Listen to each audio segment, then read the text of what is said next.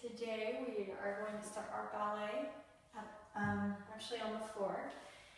We talked about our feet hiding and surprising last week.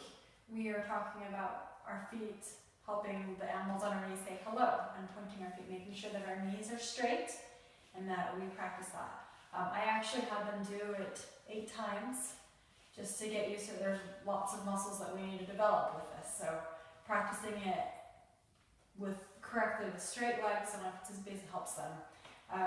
We practiced from surprise, crossing our legs over and keeping our feet turned out and doing that as well.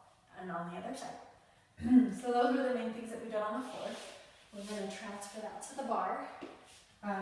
We talked about demi-plies and grand plies, and if we practice that at home, practicing them over and over until our legs feel tired, it's going to strengthen them enough to be able to do other dance moves in the class. So we did demi last week and grand plie last week.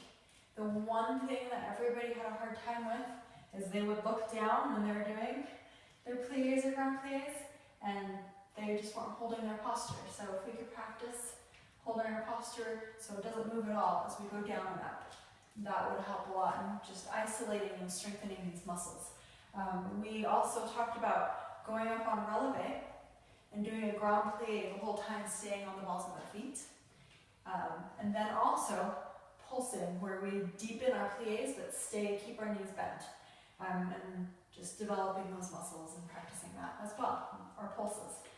The other thing we talked about were tendus, where we extend the whole time our legs are straight, we never bend them. Extend them all the way out and pointing our toes. And so we practice doing it that way and then lifting our feet off the ground. A lot of this is learning to keep our posture so we can keep balance as we're moving into other moves. We turned mouses, where hopefully eventually they'll be able to do this without the bar, where they're complete all the way around. Nothing moving in their upper body and no bent knees. And I think that was everything. Oh, one more thing.